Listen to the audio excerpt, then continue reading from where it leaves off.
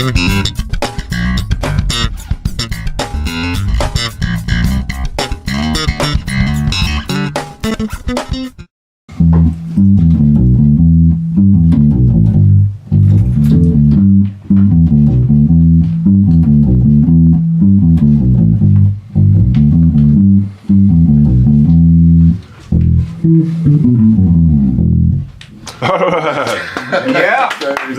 There you go. Keep it sweet and short, or short and sweet. That's what I like, Dave. Welcome to the basement. How you doing, brother? All right, I'm blessed, man. What's your name again? Dave Perkins. David Perkins. Welcome to the basement. As BASSMINT. Also like to welcome all the bass players around the world that's watching this. Thank you for watching. And we also like to thank the bass players that show up every time we do these things and hang out, and we do round tables and all that stuff. And introducing the bass players here today. On my left, we have with us, tell us your name, sir. John Sargent. John Sargent, you got a bass with you today? Yes, I do. I have a 19-inch wide, 33-inch scale acoustic arch top bass that I made. What is it? Poplar, neck, back, and sides, and construction grade pine on the top. You look like a big old Mexican guitar. Let me hear a little bit of it. Just a couple of notes.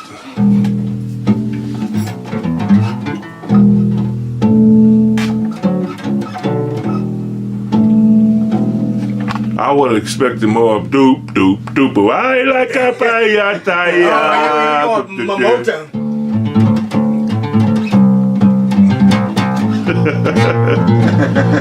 And you made that yourself. Yeah, that's awesome, man. Nice. If just so folks, y'all remember John Sargent. He's been in many episodes. Y'all want some stuff done, talk to him, man. Y'all know how to get a hold of him. Also next to him, tell us what your name is. Chris Snyder. Chris Snyder, welcome back to the basement. Thank you very much for having me. And I know what kind of bass that is you have with that big old M orbiting, with an orbit around it. That's a Sean May bass. Yes, sir. Sean May, a Detroit basement alumni, Detroit bass player and basement alumni. He builds beautiful basses. Yes, he does. Y'all want to check him out? Y'all go online and check it out. Also on my right, we got what's tell us your name, sir. Orlando Rue. Orlando. He's a guitar player. He's not a bass player, but he was invited to come and check this out. He's just starting the guitar, so I'm trying to get him all the exposure I can as his as his guitar instructor that I am. And what you think so far about hanging out in the basement? I'm loving this. I'm loving it. And you got to meet a couple of people that you've seen on episodes just sitting right here, right? Several. I've seen that guitar. I've seen you. Seen you.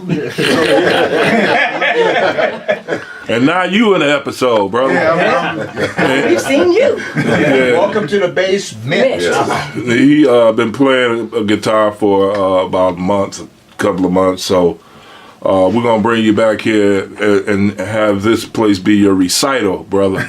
Yep. You know what I'm saying? The bass players don't play when they come to criticizing guitar players. So, ask John. He knows. I well know.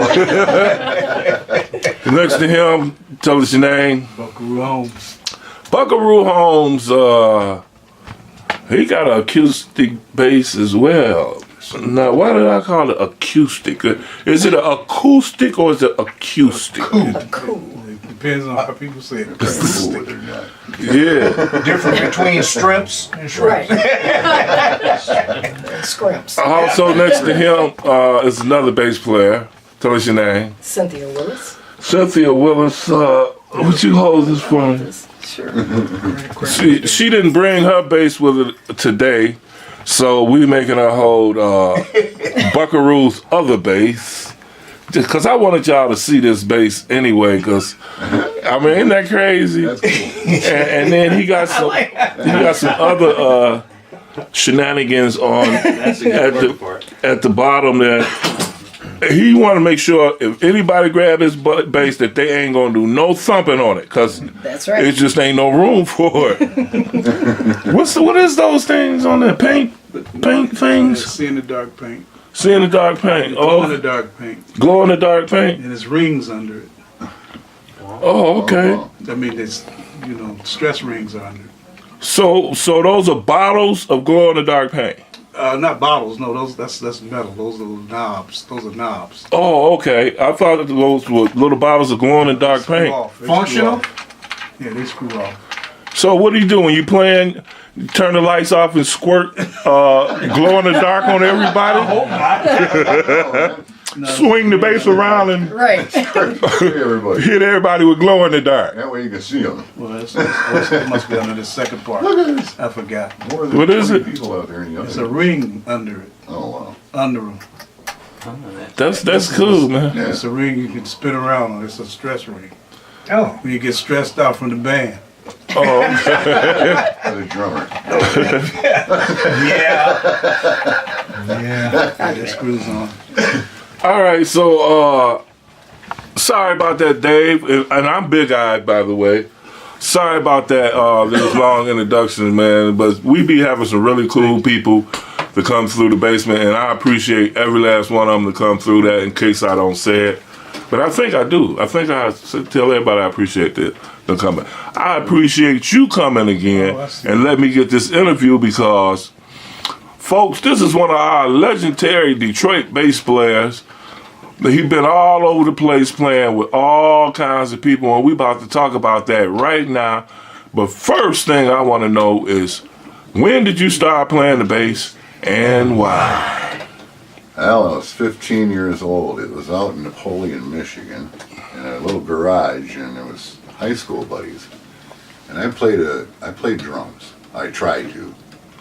And I'm looking at the bass player. We're doing, I think it was 25 or 6 to 4 by Chicago. And he was doing this and that, and he's looking at me, he goes, I don't think you're playing that drum part right. I said, I don't think you're playing that bass part right. I said, why don't we switch? And so, at that point on, it was all downhill. Right. Well, yeah, that's what I like. Once you're born, it's downhill from there. As soon as you come out. I mean, uphill.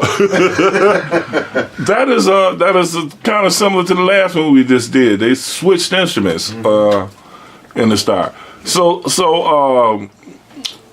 then I guess you started liking that bass guitar, and you get to play with people. Who else you get to play with back in your youth? Well, back in the youth days, I was just doing locals. I mean, a lot of just nightclubs, mainly, just getting out there, playing as much as I could. I moved to Ypsilanti from Napoleon, and I played for 3 different groups, and it was a country group, oldies group, and then I got with a rock group called Nitro, and we were a 3-piece rock band. And we started playing everywhere, and it was really cool, and I enjoyed that. But then it just kept going on. It was playing nightclubs up until about 1993-4. I got with another group, and we had a goal was trying to get out of the nightclubs, and we were trying to figure that out. So we found there was these fairs and festival associations of Ohio, Michigan, and Indiana, and you had to pay so much a year to join. And so we did that, and they set up a show, I think it was in Kalamazoo, at one of these big hotels. And they had 2 stages, and they had people riding bicycles, doing flips and juggling, and they had us go on. We did like a 10-minute slot. They had 10 minutes to do this. We had a manager sitting over the side. And after we did our show, I think within 10 minutes we had like 50 gigs lined up. So, I mean, it just jammed, and we didn't have to play 4 hours to 5 hours in a bar until 2 o'clock anymore. It was, so we were doing like corporate gigs, like GM. We played top of the GM building. We did a lot of stuff like that. Okay. Very difficult. So, and then I moved on from there. Yeah. I know it's a long story. Yeah, and what you 62? We only got like 5 minutes. So I you know me, I want to hear the whole thing. You know what I'm saying? Right. We have to make this to a 4-part series, docudrama. Yeah. You know, because I believe your story should be heard because of the history of the different kind of bass player. I mean, people think of bass, they think of being on the big stage with Lady Gaga or being on this, but they forget about those cats that's under the that's in the pit. This, you know, for theaters, there's bass players that's playing the pit. You never get to see them. You never get to hear them. They luckily they can walk the streets and nobody knows, and they get paid for it. It's their job. And then you have guys that tour with groups from back in the day, because those groups from back in the day, they still singing groups. They still have to make a living, and they have bands and bass players and all that kind of good stuff with them. And you kind of like feel that void as a bass player, professional bass player. So I want to talk about how your professional, well, it started when you got all those corporate gigs, but Right. how did you get into the named people business? Started at the State Fair in 1998, and the manager of the Contours came up to us and said, "You guys got the Motown sound. You want to work for the Contours?" Wow. Didn't take about 2 seconds to say yeah. So that's how that started, and then it just blossomed. The manager says, "Okay, well, you guys can read. So we have this ultimate Do Wop show we want you to do." And it went from the Miracles, and it just went up to about 65 national groups from the East Coast, West Coast, England, Germany. And they beat me up. All right, so after he the music director, you said yeah, and y'all got the tour with who again? It was the Contours. Contours, and then it went into the multi-act doo-wop shows.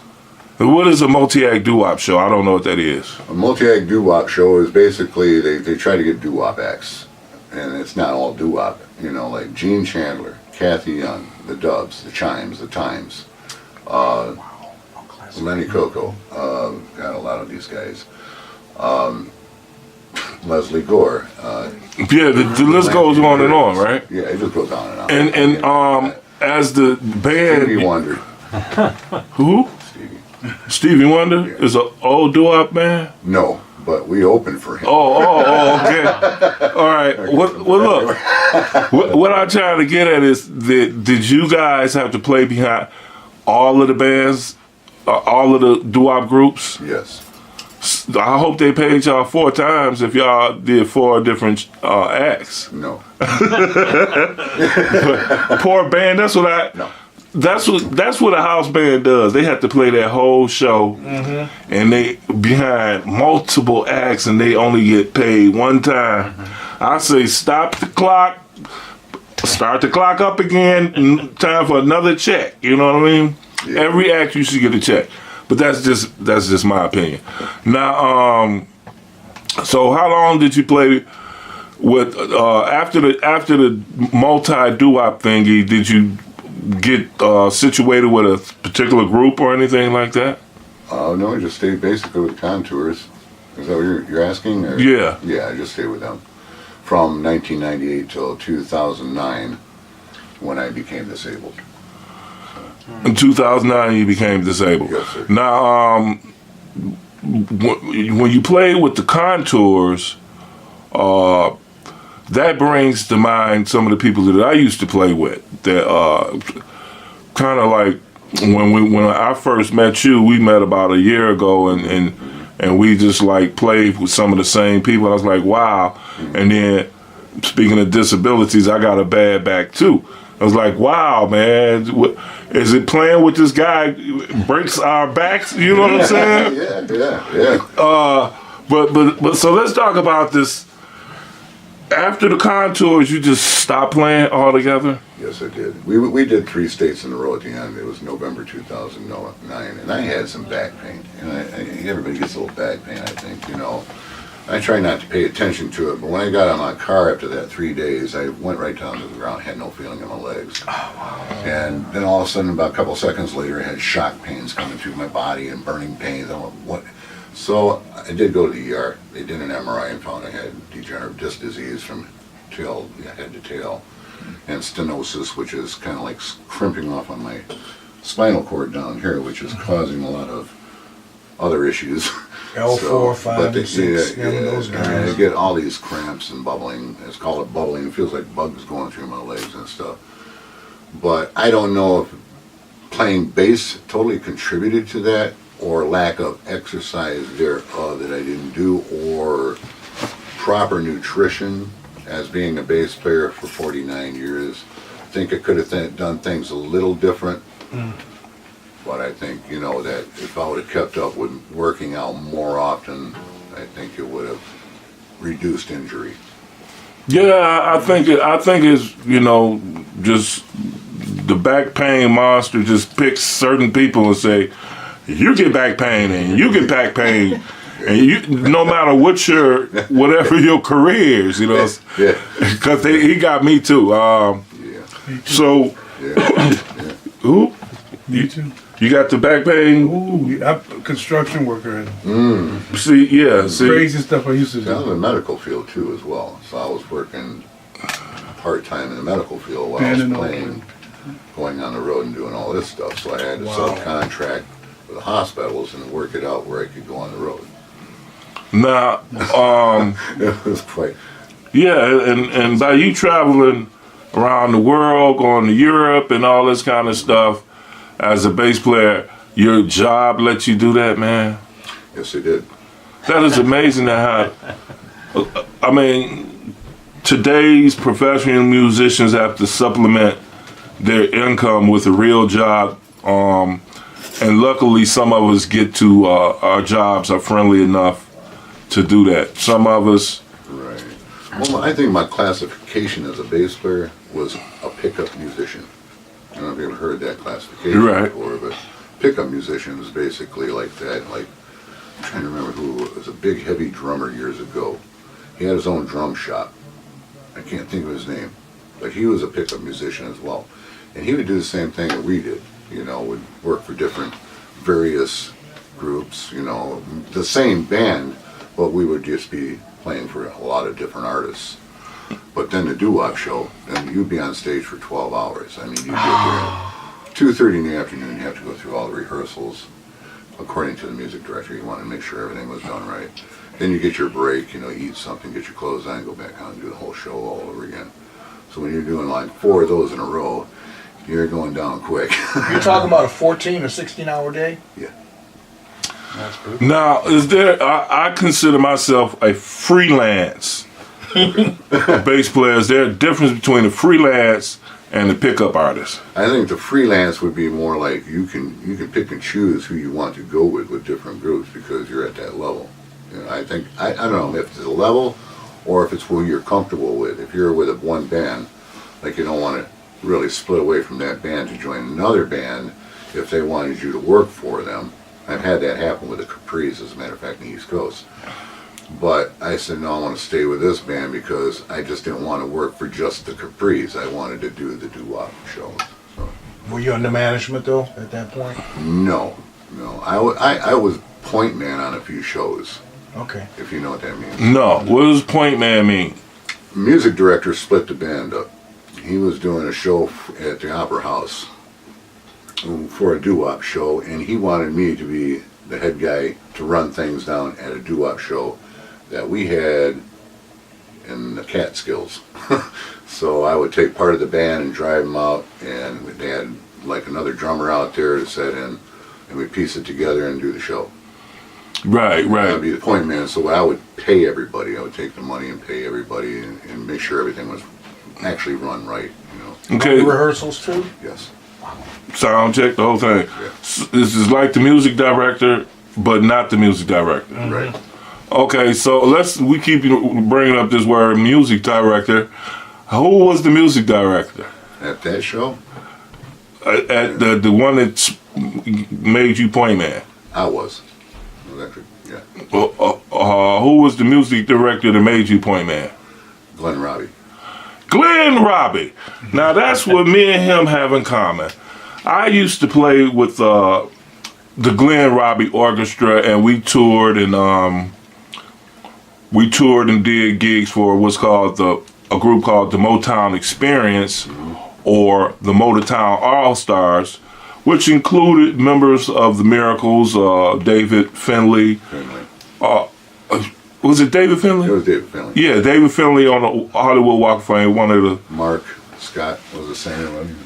Yeah, one of the Temptations. Who else? One of the Capitals. Cool Jerk. I forget his name.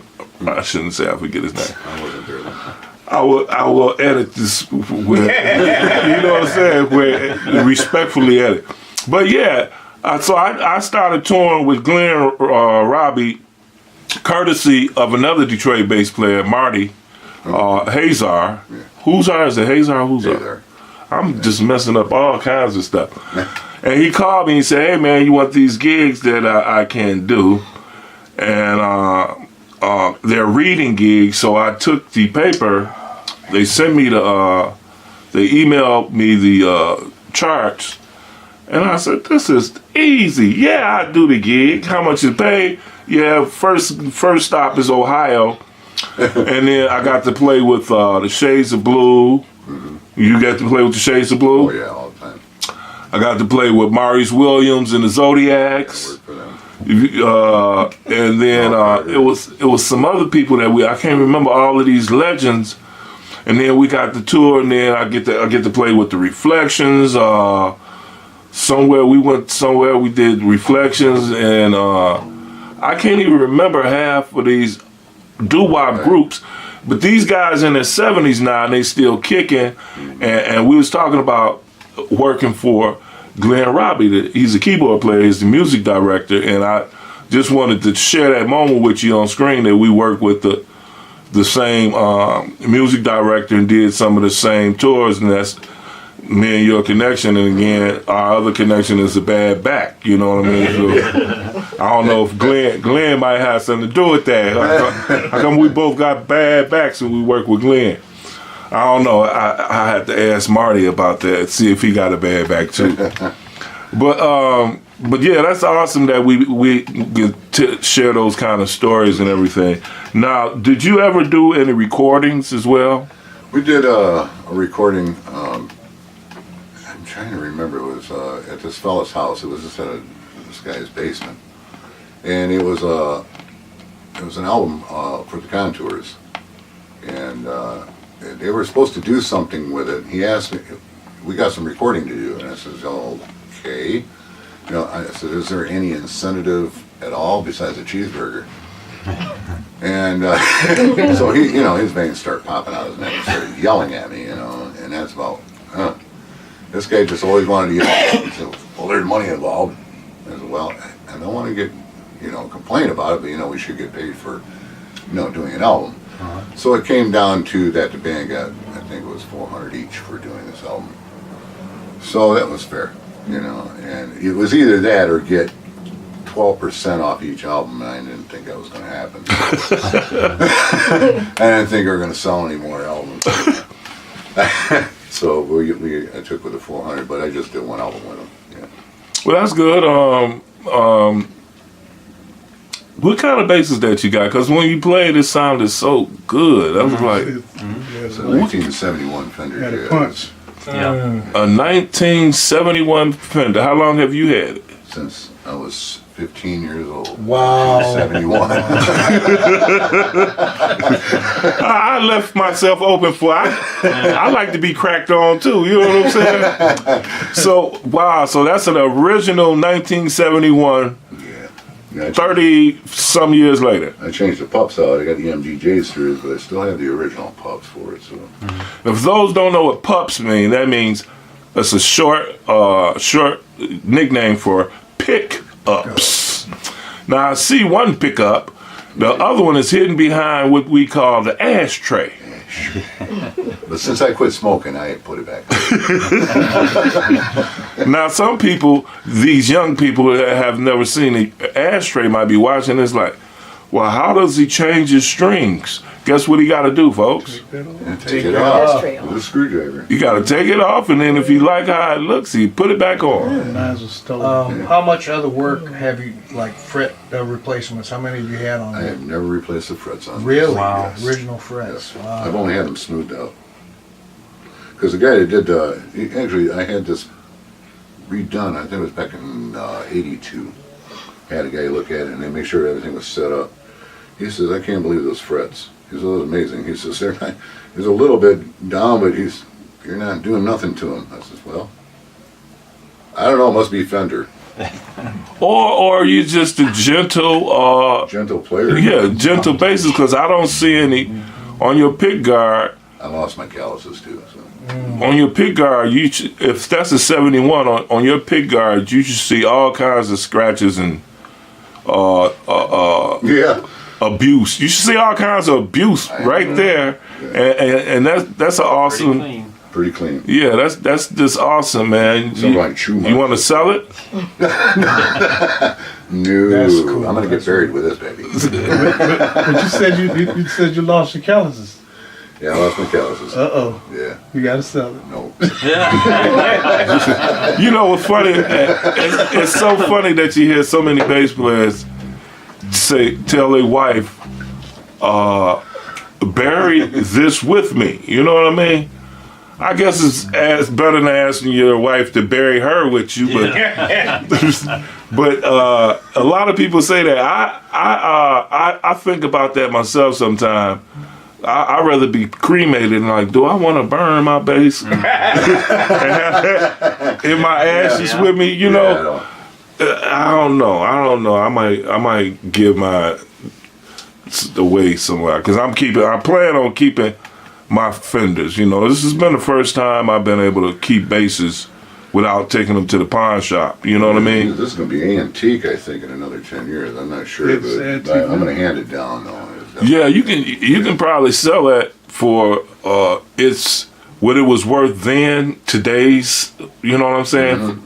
Whatever $4,000 was worth in 1971, whatever 4,000 back then is in 2017. I'm sure you can get that for it. You know. I know with cars, I think it's a relic at 15 years. Then after 25, it's a antique. I can't remember which is which. Yeah. One is a relic, and then one is a. antique. Well, then it gets into vintage. Yeah, 'Cause this is vintage. this is now. definitely vintage, Yeah. man. That's beautiful. Yeah. I read a story. brand new? Yes, I did. There's a country bass player. What's his name? I read an article. Joe Osborne. Oh yeah.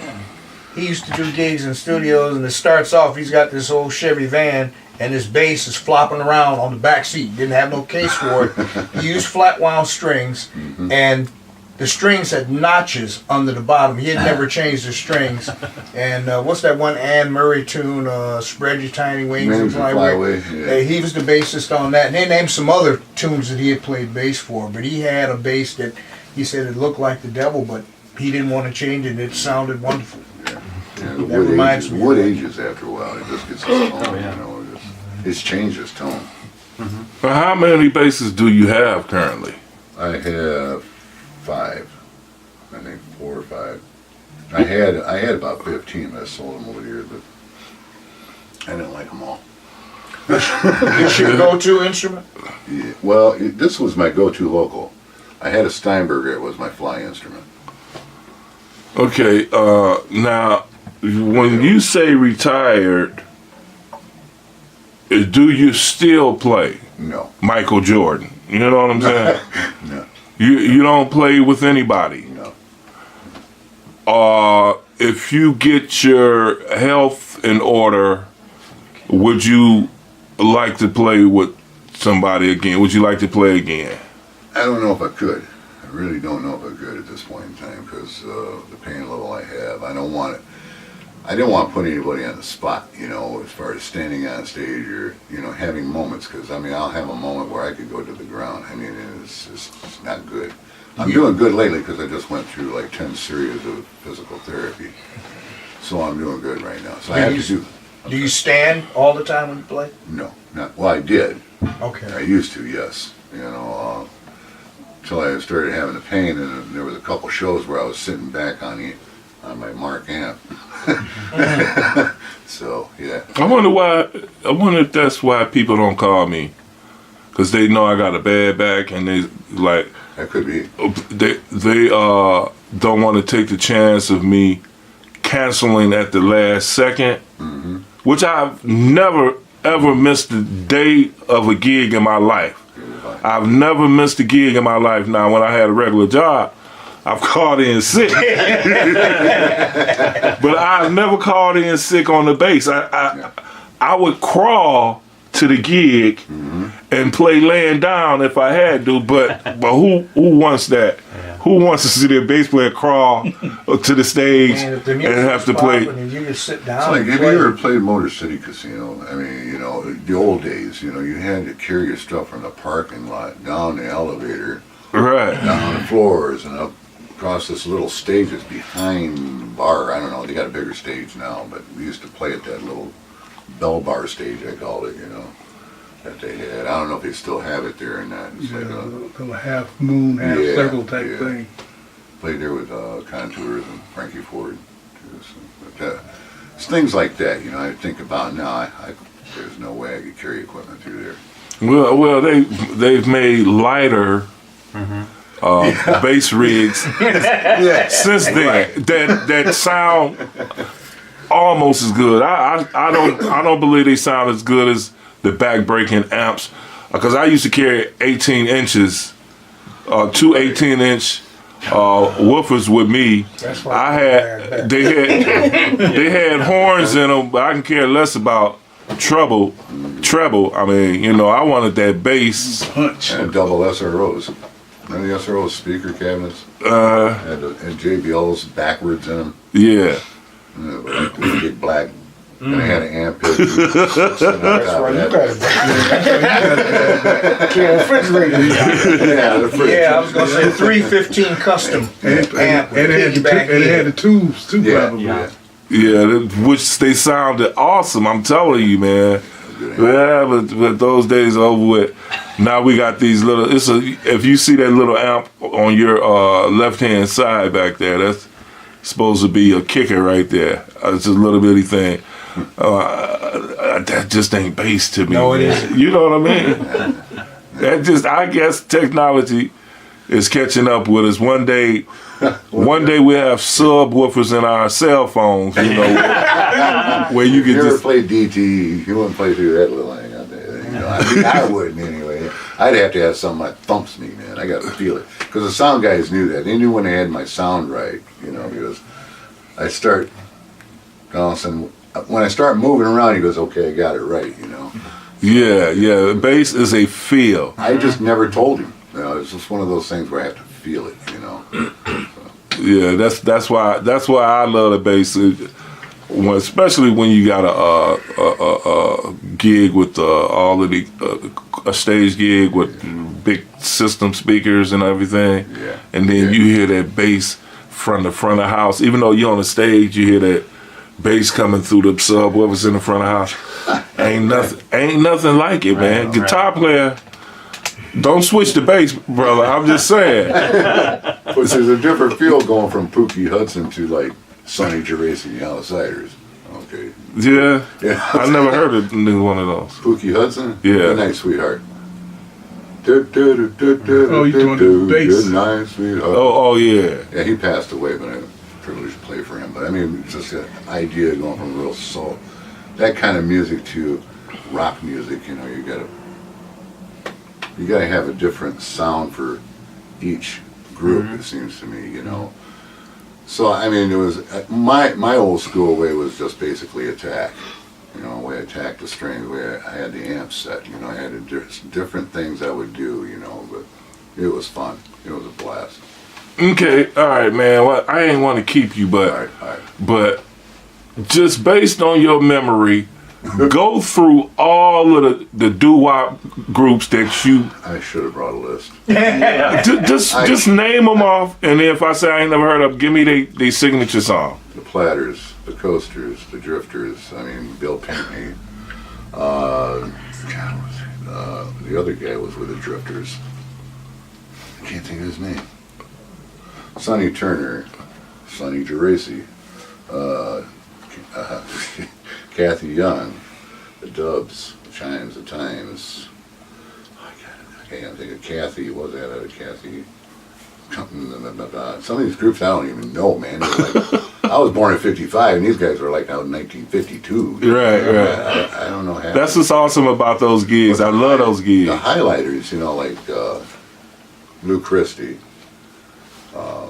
Gene Chandler, the Contours. It seemed like every time we were on a show, the Contours was doing all the highlighting. There was always the last group on, until Gene Chandler wanted to be on one in Cleveland, and that's another story.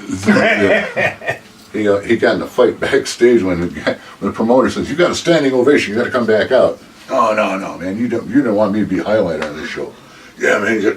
They swung at each other. You got Duke, so we call him the Duke de Burl. It's the things we're seeing on some of these shows, though. But the people are just fantastic. The Crystals, Cal Street with the Velvelettes. She is this one marvelous singer. She came out of churches with her dad. Her dad was a preacher over in Kalamazoo, and she just wails. I mean, she don't even need a microphone. She's like Frankie Ford was the same way.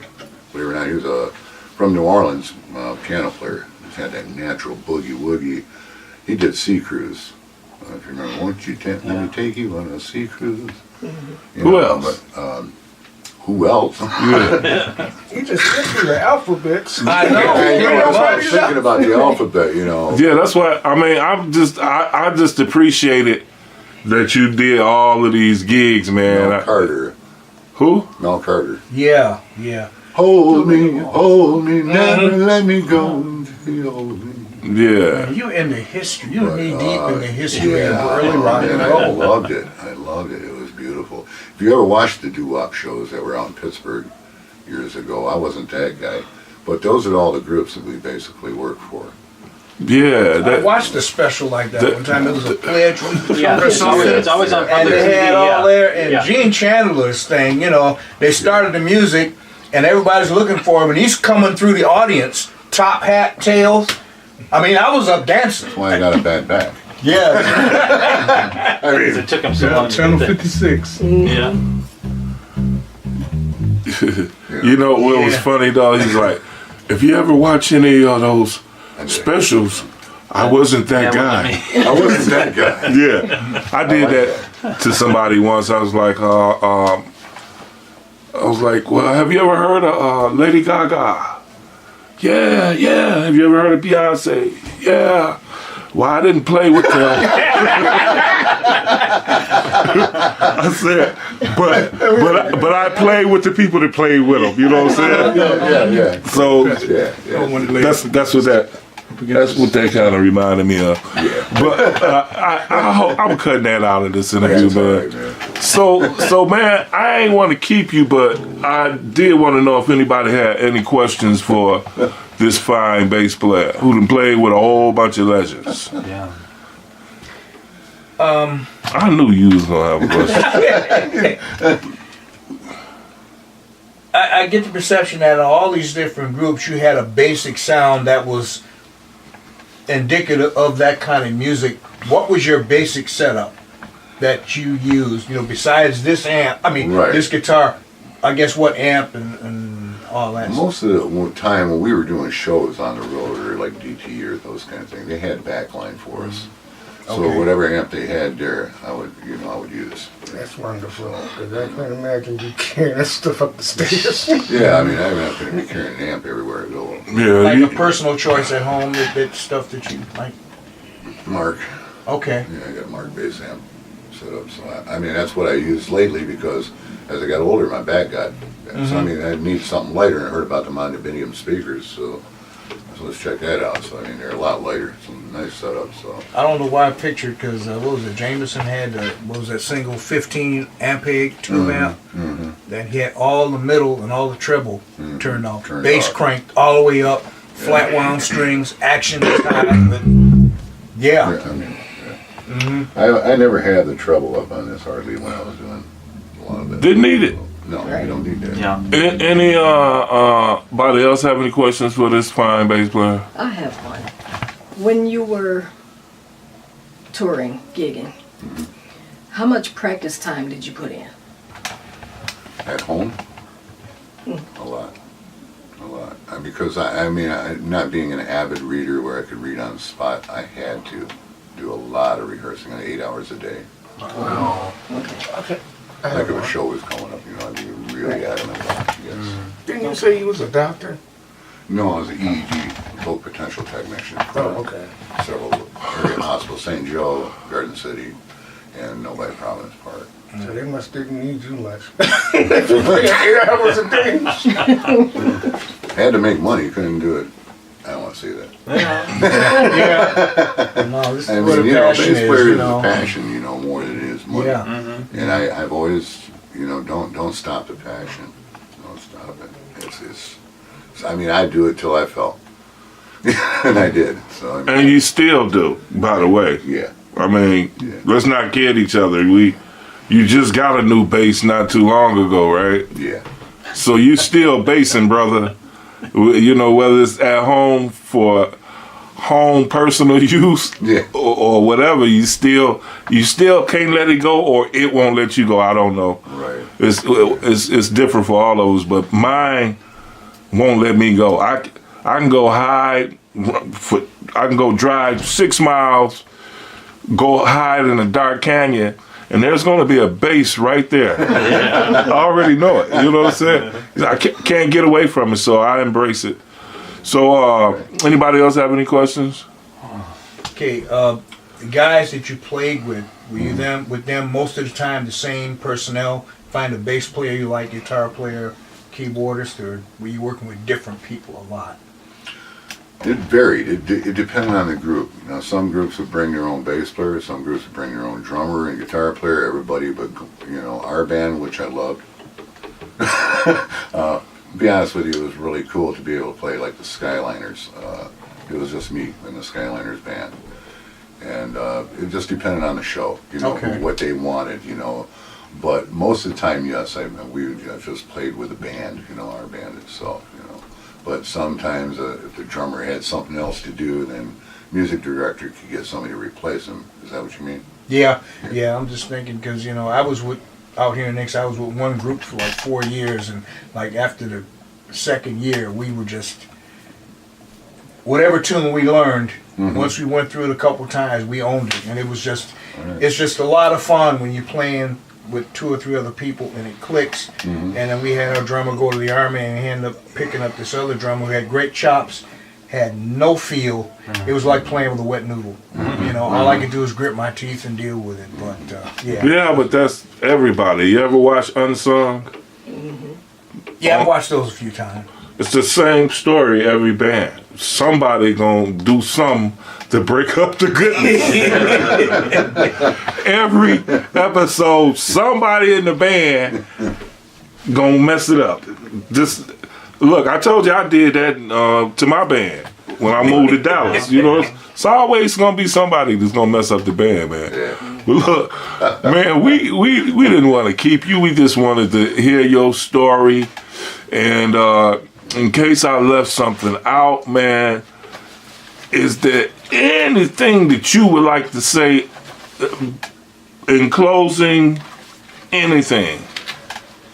Just if new bass players bass players are still playing, work out, get your shoulders, get in there and get in the spa, get yourself fit, fit, keep your muscles strong.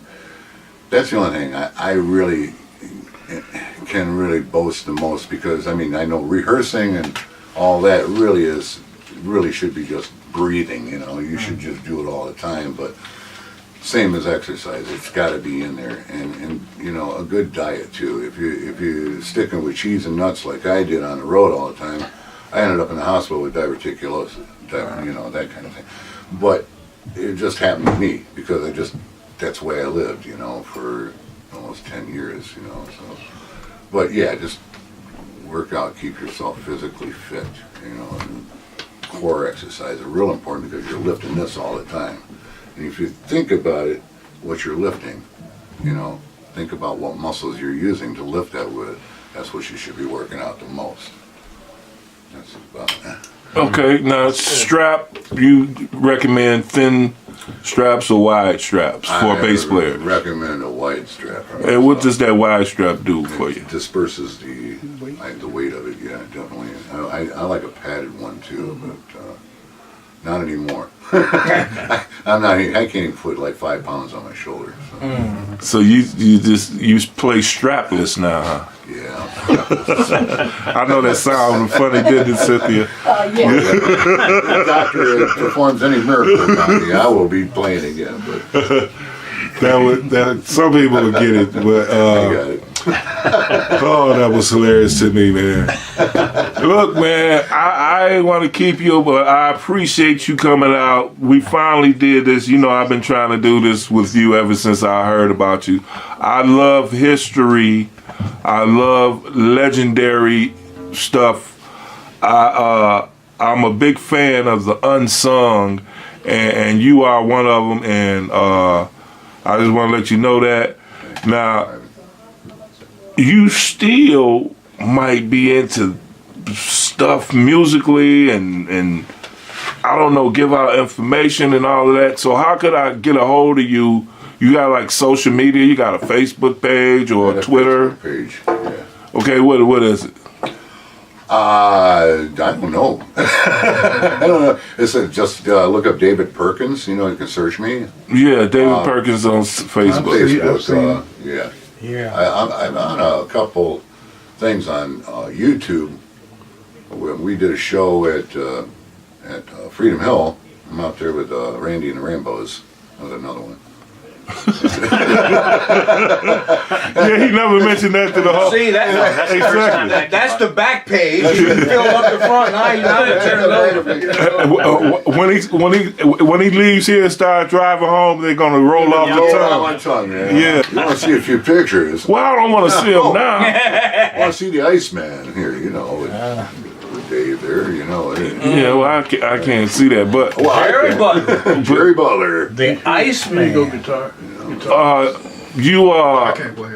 Anyway, let me send those to me, man, and then we'll let these people know. I need for people to know our bass stories. bass trees. I like Yeah, bass stories. bass tree. That's kind of like history on bass. You know what I mean? Yeah. All right, so look, man. This was a wonderful interview for me, man. Thank you very much. And hey, could you just play us something out? Yeah. Ladies and gentlemen, Detroit bass player David Perkins.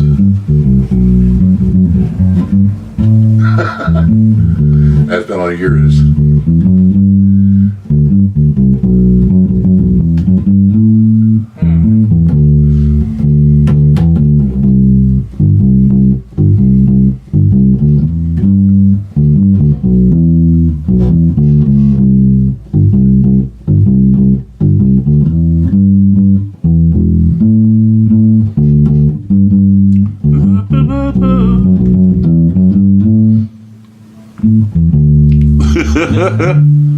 That's All nice, right, thank you.